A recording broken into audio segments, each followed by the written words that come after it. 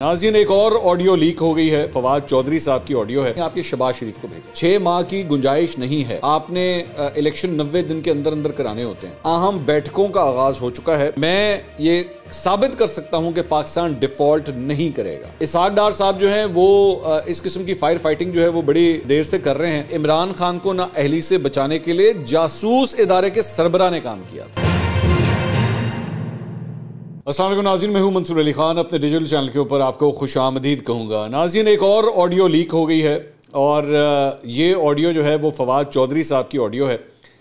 मुबैना तौर पे ये लफ्ज़ बड़ा ज़रूरी है। मुबैना तौर पे ये लगता है इस तरह है कि फवाद चौधरी साहब की ऑडियो है और इसके अंदर वो शहबाज शरीफ को पैगाम पहुँचाने की बातें कर रहे हैं। इस ऑडियो के अंदर क्या कुछ सामने आया है ये थोड़ी देर में अभी आपके साथ डिस्कस करते हैं, लेकिन दो और बड़ी इंपॉर्टेंट खबरें हैं जो मैं आपके साथ शेयर करना चाहता हूँ। एक तो एंकर पर्सन मेहर बुखारी साहिबा ने एक क्लेम किया है और उन्होंने अपने प्रोग्राम के अंदर कल एक बात कही जो मैं आपके साथ शेयर करना चाहूँगा। उन्होंने कहा कि एक अहम जगह पर अहम बैठकों का आगाज़ हो चुका है जिसमें एक लंबे अबूरी सेटअप पर मुशावरत की जा रही है। ये केयर टेकर सेटअप 6 माह से 2.5 साल तक मामला जो है वो चलाएगा। तो यानी एक केयर टेकर गवर्नमेंट के ऊपर ये गुफ्तगू हो रही है कि 6 माह से लेके 2.5 साल तक के लिए जो है कोई ऐसी अबूरी हुकूमत बीच में आए और वो पाकिस्तान के मामला संभाले। अब आम तौर पे ये जो फॉर्मूला है ये बड़ी देर से डिस्कस होता रहा है सियासी हलकों के अंदर और ड्राइंग रूम्स के अंदर, चहमगोइयों के अंदर, सरगोशियों के अंदर, अफवाहों के अंदर ये डिस्कस होता रहा है कि टेक्नोक्रेट्स जो हैं उनको ले आया जाए। जिस तरह शौकत अजीज़ साहब जो हैं उनको लाया गया था। खैर वो केयर टेकर सेटअप में तो नहीं आए थे, उनको ला के फ़िट किया गया था यहाँ पे पाकिस्तान के जमहूरी निज़ाम के अंदर ला के फ़िट कर दिया गया था। और जब उनकी वजारत उज़्मा का दौर ख़त्म हुआ था तो वो बोरी बिस्तरा पकड़ के पाकिस्तान से ही चले गए थे और फिर दोबारा मेरे ख्याल में शायद पाकिस्तान वापस नहीं आए। तो मेहर बुखारी साहिबा जो है इसका तस्करा कर रही हैं। इस पर एक्चुअली फवाद चौधरी साहब ने भी एक ट्वीट किया। उन्होंने कहा कि हुकूमत को हटाकर तवील अरसे की टेक्नोक्रेट हुकूमत बनाना एक और इंतहाई अहमकाना सोच है। मुल्क का बहरान मुआशी से कहीं ज़्यादा सियासी है। सिर्फ इमरान खान को रोकने के लिए इस तरह की स्कीमें बनाना मुल्क के मफाद को पसपुश डालने के मुतरादिफ है। वाहिद हल इलेक्शन है। हम इस किस्म की टेक्नोक्रेट हुकूमत की मज़ाहमत करेंगे। मैं actually this is one of those times कि मैं फवाद चौधरी साहब की बात से एग्री करूँगा।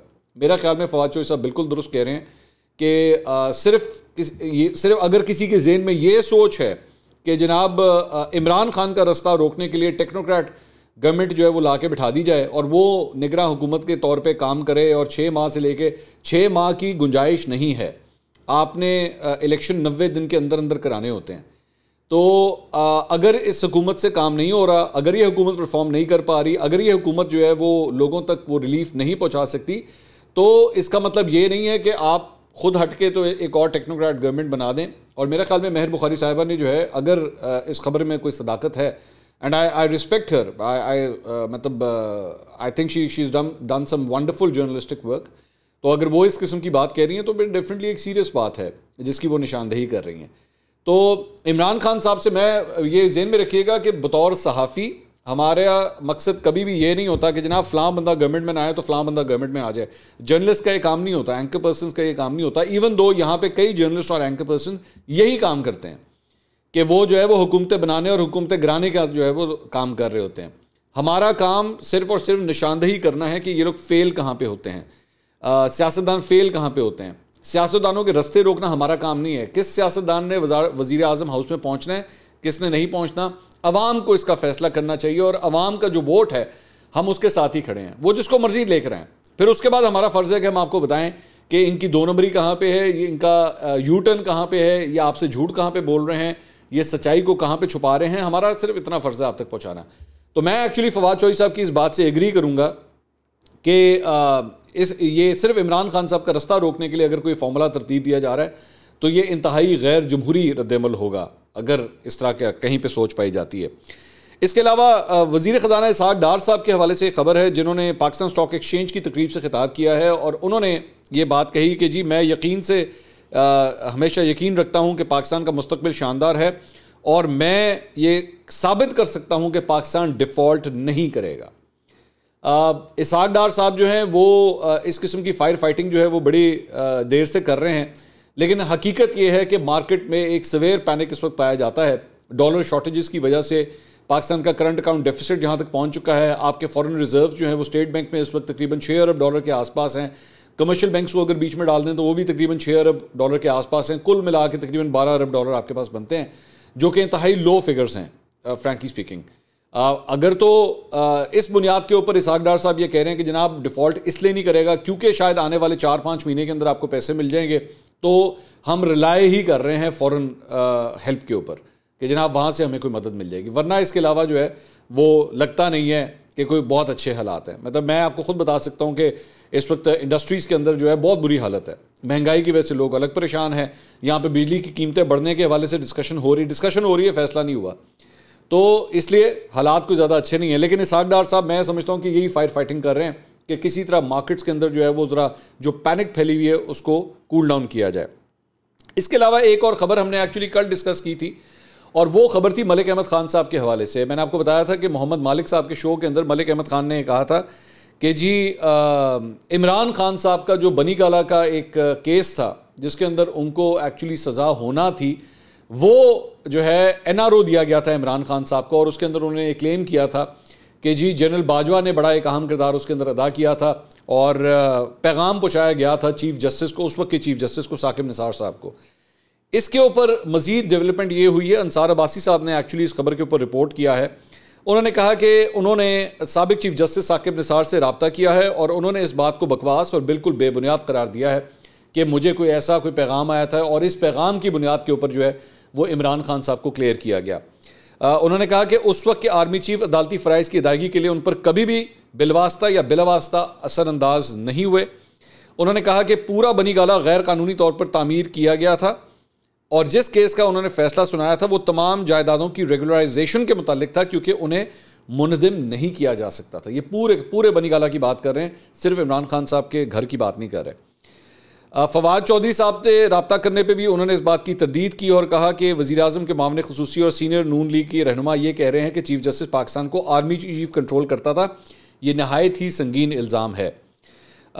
उन्होंने कहा कि सुप्रीम कोर्ट के रजिस्ट्रार को चाहिए कि वो इस बात का नोटिस लें। साथ ही साथ आगे जो है वो अंसार अब्बासी साहब अपनी स्टोरी में लिखते हैं कि जनरल बाजवा के करीबी ज़राए का कहना था कि जनरल बाजवा ने कभी उस वक्त के चीफ जस्टिस या अदलिया से इस केस में रब्ता नहीं किया था। ये मैंने भी आपको एक्चुअली कल अपनी वीलॉग के अंदर ये बात कही थी कि उन्होंने डायरेक्टली रब्ता नहीं किया था। अलबत्ता आगे जाके वो लिखते हैं अंसार अब्बासी साहब, ताहम इस जरिए ने इल्ज़ाम आयद किया कि इमरान खान को नाअहली से बचाने के लिए जासूस इदारे के सरबराह ने काम किया था। आपको याद होगा कि मैंने भी कल आपको अपने वीलॉग के अंदर यही बात की थी कि जनरल बाजवा ने डायरेक्टली रब्ता नहीं किया था, बीच में मतलब ज़राए के मुताबिक कि बीच में एक मिडल मैन कोई और था।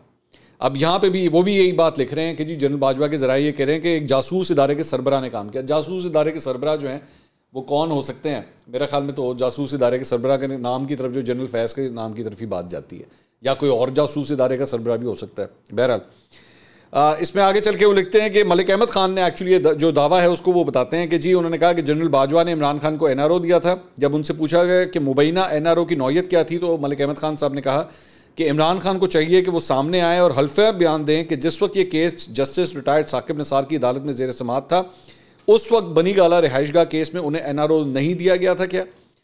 मलिक अहमद खान साहब ने कहा कि उनके पास तमाम शवाहिद मौजूद हैं कि कब और किस तरह ये काम किया गया, कौन कौन से किरदार मुलव्वस थे, किसने किसे पैगामात भेजे।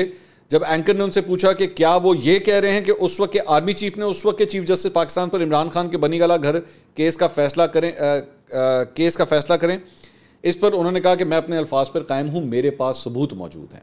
ये मलिक अहमद खान साहब कह रहे हैं। तो उन्होंने मज़ीद कहा कि इस केस में बेमौत मारे जाने वाला शख्स यानी कोलैटरल डैमेज जो है वो जहांगीर तरीन साहब थे। ये यहाँ पे मतलब उन्होंने कहा कि इस सारी चीज़ में जो सबसे ज़्यादा नुकसान हुआ वो एक्चुअली जहांगीर तरीन साहब का हुआ, और इमरान खान साहब को जो है इस तरह इनडायरेक्टली जो है वो NRO दिया गया। अब ये बड़ी एक सीरियस एलिगेशन है, मैंने पहले भी ये कहा था अपने पिछले वीडियो में, बहुत सीरियस एलिगेशन है कि क्या उस वक्त के चीफ जस्टिस असरअंदाज हुए थे या नहीं हुए थे। ये ज़हन में रखिएगा कि इससे पहले भी जो है वो एक जो साबिक जज थे गिलगित बल्तिस्तान कोर्ट के, उन्होंने भी साकिब निसार साहब के ऊपर जो है इल्ज़ामात लगाए थे, बाद में उन्होंने जाके अदालत से माफ़ी मांग ली थी। तो यहाँ पे भी ये इल्ज़ाम सीधा सीधा चीफ जस्टिस के ऊपर ही लगता है, साबिक चीफ जस्टिस पे लगता है कि उन्होंने किसी किस्म का NRO दिया था। अब मलिक अहमद खान साहब के ऊपर ये इसकी ज़िम्मेदारी है कि वो इस बात को किस तरह प्रूव कर सकते हैं। अच्छा जी, इसके अलावा एक और स्टोरी जो है वो फवाद चौधरी साहब के हवाले से है। फवाद चौधरी साहब की एक ऑडियो जो है वो लीक हो गई है, मुबैना तौर पे उन्हीं की आवाज़ लग रही है। फवाद चौधरी साहब इस ऑडियो के अंदर जो है वो एक्चुअली सलमान शहबाज या शहबाज शरीफ को पैगाम पहुंचाने की बात कर रहे हैं।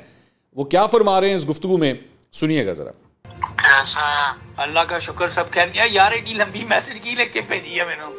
हेलो, जो है वो फौजियों के सियासी जमातें जो है वो फौजियों की हार पकड़ना कोशिश करती रहा करें, आपस में बात करें। नहीं, बात तो आपकी सही है, बट एदा मतलब की है? मैं तो पढ़ी नहीं हो एडी लंबी मैसेज, मैं तो तेन कॉल कर लगा सीगा कि की करना, ये करना की है। यही मतलब है उसका कि फ्रेमवर्क जो है सियासतदानों को आपस में बनाना चाहिए। वो हर वक्त ऐसे जड़े हर वेले फौजियों देखते रहने की करनगे की करन। सही सही, चले ठीक है। ये रेलेवेंट क्वार्टर्स नु भेज दवा फिर। आहो, सलमान नु भेजो, उनको सियासतदानों नु आपस में गलबात करके एक फ्रेमवर्क बनाना चाहिए और इन्हों की करना। सही सही। नहीं कोई पूछो, इनसे ये पूछो कि आखिर मतलब आप अब क्या कंसेशंस क्या चाहते हैं पीटीआई से, क्या करें वो? सही सही है, 100%। बट इनू नायल कर देना, मैनू लगदा है इमरान खान नु नायल कर देंगे। नहीं कर देंगे तो रोला ही है ना, उनका क्या फायदा। हां सही गल है। चलो और मैं भेजदा, मैं शहबाज शरीफ नु डायरेक्ट भेजदा, मैं मैसेज को सुलेमान नु भेजा। शहबाज शरीफ नु भेजो तुसी डायरेक्ट।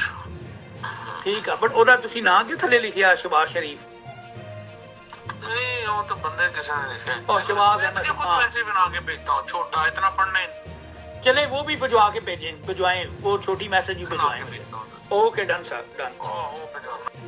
तो ये आपने ये गुफ्तगू सुनी। अब इस गुफ्तगू के मुख्तलिफ हिस्से हैं जो बड़े काबिल ज़िक्र हैं। एक पॉइंट तो ये कि उसके अंदर वो ये पैगाम पहुँचा रहे हैं कि जनाब सियासतदानों को आपस में बैठ के जो है वो मामला हल करने चाहिए। लग इस तरह है कि कोई मिडल मैन है जो फवाद चौधरी साहब को भी जानता है और एलिजिडली सलमान शहबाज या शहबाज शरीफ को भी जानता है, और फवाद चौधरी साहब उनसे ये कह रहे हैं कि जनाब आप जाके उनसे ये कहें कि सियासतदानों को आपस में बैठ के मसाइल हल करने चाहिए। ये फ़ौज के साथ जो है वो सिर्फ फ़ौज के अंडर इन्फ्लुएंस रह के जो है वो मामला हल नहीं होंगे। अगर ऑन द ब्रॉडर एस्पेक्ट अगर आप ये बात को उठा के देखें तो बहुत अच्छी बात है। मेरा ख्याल में ऐसे ही होना चाहिए। पाकिस्तान की तमाम सियासी क़ुव्वतों को आपस में बैठ के ही मामला को हल करना चाहिए। लेकिन इसमें सबसे बड़ी रुकावट, सबसे बड़ा जो इशू है वो मेरा ख्याल में इमरान खान साहब खुद भी हैं, क्योंकि इमरान खान साहब ने पिछले 10 साल में जो सियासत की है वो इस्टेब्लिशमेंट ऑफ फ़ौज के बलबूते के ऊपर ही की है। और हमेशा आज भी वो अगर अपने आप सेवियर समझते हैं कि जी उनकी पॉलिटिक्स के लिए अगर कहीं से सपोर्ट आनी चाहिए तो वो फ़ौज से ही वो समझते हैं कि फ़ौज से आनी चाहिए। तो सबसे पहले मेरे ख्याल में फवाद चौधरी साहब को तो इमरान खान साहब को जो कन्विंस करना चाहिए कि भाई आप खुदा के लिए पिंडी की तरफ देखना बंद करें, इस्लामाबाद की तरफ अपना मुंह करें और जाके इन्हीं सियासतदानों को वो जिनके बारे में आप बार बार कहते हैं चोर डाकू लुटेरे, इनके साथ हम बात नहीं कर सकते, तो फवाद चौधरी साहब जो है वो इस किस्म के पैगाम जो है वो आगे भिजवा रहे हैं। और दूसरी बात ये कि वो ये कहते हैं कि जनाब इनसे पूछें कि आपको पीटीआई से क्या कंसेशन चाहिए। सो बेसिकली इसका क्या मतलब है? इसका मतलब एक तो ये भी है कि वो मुस्लिम लीग नून को, शहबाज शरीफ को कंसेशंस तक देने के लिए तैयार हैं कि बस आप हमारे साथ कोई बातचीत करें तो हमसे बेशक आप कंसेशंस भी ले लें जो आपको चाहिए। सो दोबारा मैं वही कहता हूं कि ये इस किस्म की ऑडियो से ये पता लगता है कि पब्लिक पोस्चरिंग क्या होती है। पब्लिक के अंदर चोर डाकू लुटेरे इनसे कोई बात नहीं हो सकती, लेकिन दूसरी जगह जो है वो आप यहां तक उनको ऑफर करने के लिए तैयार हैं कि जी आप बेशक हमसे कंसेशंस ले लें लेकिन आए हमारे साथ बैठ के बात करें। तो यहाँ पे आप लोगों की खातिर मैं बार बार हमेशा हर सियासी जमात के फॉलोअर्स को मैं यही बात कहता हूँ कि खुदा के लिए अपने आंखों पे ना पट्टी मत बांध दिया करें, क्योंकि बंद कमरों के अंदर बैठ के ये सारे आपस में गप्पे भी मारते हैं, चाय भी पीते हैं, खाना भी खाते हैं, सब कुछ करते हैं, लेकिन जब ये स्टेज के ऊपर चढ़ते हैं ना तो फिर आप लोगों को ये बताते हैं कि जनाब इनसे बड़ा हमारा जानी दुश्मन कोई नहीं है, जबकि हकीकत इससे बिल्कुल बरक्स होती है। हकीकत में ये लोग कोसों दूर होते हैं इन चीज़ों से। हकीकत में ये उन्हीं लोगों को जिनको चोर डाकू लुटेरा कह रहे होते हैं उन्हीं के साथ बैठ के अपने मफादात की खातिर बैठने के लिए भी तैयार हो जाते हैं। तो बराए मेहरबानी इतनी बातों इन लोगों की बातों को इतना सीरियसली मत लिया करें। आगे चल के वो शख्स जो है वो ये एक्चुअली पूछता है कि क्या लग यही रहा है कि इमरान खान साहब को नाअहल कर दिया जाएगा, तो वो कहते हैं कि जी कर देंगे तो रौला ही है ना, कि अगर वो कर देंगे तो यानी फड्डा ही पड़ेगा उसके बाद अगर आपने कर दिया तो फिर वो शख्स कहता है कि जी ये जो भी आपका मैसेज है, ये जो आप मुझे बता रहे हैं या मुझे लिखी हुई फॉर्म में आप भेजेंगे, ये मैं शहबाज शरीफ को डायरेक्ट भेज दूँ या सलमान को भेजूँ? तो उन्होंने कहा कि नहीं, आप ये शहबाज शरीफ को भेजें। तो यानी अलेजिडली फवाद चौधरी साहब मैसेजिंग जो है डायरेक्टली शहबाज शरीफ तक को भिजवा रहे हैं कि जी आए बैठ के मामला को जो है वो रिजॉल्व करते हैं। तो उन्होंने कहा कि मैं तुम्हें जो है वो एक छोटा सा खुद मैसेज बना के भेजता हूँ, तुम ये मैसेज जो है वो आगे फॉरवर्ड करो। ऑन द होल अगर आप इस बात को देखें तो 1 मिनट के लिए तो जाहिर बात है बहुत मज़ाहिया बात लगती है कि यार एक जगह ऐसी आप लोग पोस्चरिंग करते हैं, एक जगह इसी शहबाज शरीफ को क्राइम मिनिस्टर कहते हैं और फिर इसी क्राइम मिनिस्टर को आप बैठ के पैगामात भी भिजवा रहे हैं कि आए बैठ के हमारे साथ निगोशिएट करें। लेकिन ऑन दूसरी अगर इसका एक पॉजिटिव एंगल देखा जाए तो चलें, शुक्र है, मतलब इनको होश तो आई इस बात की कि जनाब सियासी कुव्वतों को ही आपस में बैठना चाहिए। लेकिन इसीलिए कहते हैं कि पब्लिक के अंदर जो है बैठ के सियासी तौर पे इतनी एक्सट्रीम पोजीशंस मत ले लें कि आप सलाम दुआ से ही जाएं। कल को आपको बैठना पड़ सकता है। यही पाकिस्तान पीपल्स पार्टी और नून लीग एक ज़माने में पब्लिक के अंदर एक दूसरे के कपड़े फाड़ते थे, एक दूसरे को वट्टे मारते थे, बैठ के गालियाँ देते थे एक दूसरे को बैठ के। लेकिन वक्त और हालात ने दोनों को मिला दिया ना, तो कल को आपको भी किसी सियासी जमात की ज़रूरत पड़ सकती है।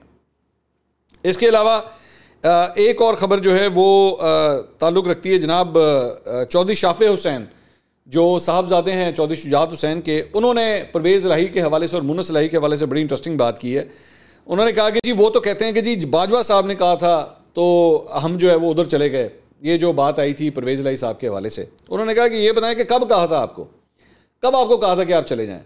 क्योंकि आप तो रात तक तो दुआएं खैर कर चुके हुए थे, आप तो पीडीएम के साथ दुआएं खैर कर चुके थे, तो ये फ़ोन कब आया था आपको, कब आपको ये सिग्नल दिया गया था कि जनाब आप उस साइड पे चले जाएं? तो उन्होंने कहा कि अगर पहले ही फैसला कर लिया हुआ था, अगर आपने उससे पहले ही फैसला कर लिया था तो फिर दुआएं खैर किस बात की थी आपने? क्या आपको रातों रात बीच में फ़ोन आ गया था? मतलब रात 2-2:30 बजे तक तो आप बैठे हुए थे आसिफ अली जरदारी के साथ और सुबह उसके बाद 10-11 बजे जो है वो आपने पलटा मार लिया था, तो ये 6-7 घंटे के अंदर ही आपको फ़ोन आ गया था। उसके बाद उन्होंने कहा कि अगर आपको आया भी था, अगर जनरल बाजवा का अगर आपको फ़ोन भी आया था तो आपका फ़र्ज़ बनता था कि आप पार्टी के सदर को जाके यानी चौधरी शुजात हुसैन को ये इन्फॉर्म करते। तो आपने तो चौधरी शुजात हुसैन को कुछ भी नहीं बताया। उसके बाद उन्होंने कहा कि चौधरी शुजात को ख़ानदान के अंदर से धोखा दिया गया, मुन्नस इलाही साथ नहीं चलना चाहते। वो सारा मलबा जो है वो मुन्नस इलाही के ऊपर डाल रहे हैं कि जी मुन्नस इलाही एक्चुअली इस ख़ानदान को जोड़ नहीं रहे बल्कि तोड़ रहे हैं। उन्होंने कहा कि परवेज़ इलाही बताएं कि अगर शरीफ ख़ानदान इतना ही बुरा था तो नून लीग से वज़ारत आला मांगने की बात क्यों की? ये भी फैक्ट है कि परवेज़ इलाही साहब ये क्यों निगोशिएट कर रहे थे। और मैं खुद आपको, मैं लोग तक बता सकता हूँ जो मुस्लिम लीग नून की तरफ से परवेज़ इलाही साहब के साथ राब्ते में थे और उनसे मुसलसल निगोशिएट कर रहे थे। मैं चलें एक नाम तो आपको ले देता हूँ कि ओन चौधरी जो है, ओन चौधरी जहांगीर तरीन ग्रुप के बलबोते के ऊपर जो है उस वक्त निगोशिएट कर रहे थे और मुस्लिम लीग नून से भी चंद लोग जो हैं खुफिया तौर पर, मैं पब्लिक पोस्टिंग की बात नहीं कर रहा, खुफिया तौर पे परवेज़ इलाही साहब से मुलाकातें भी कर रहे थे और निगोशिएट भी कर रहे थे। तो अगर नून लीग इतनी बुरी थी तो वाकई परवेज़ इलाही साहब आखिर उनसे इतनी बैठ के मुज़ाकरात क्यों करते थे? या तो इस बात को डिनाई कर दें, मैं ये क्लेम कर रहा हूँ, आप मुझे डिनाई कर दें कि क्या परवेज़ इलाही साहब के खुफिया मुज़ाकरात नहीं चल रहे थे नून लीग के साथ।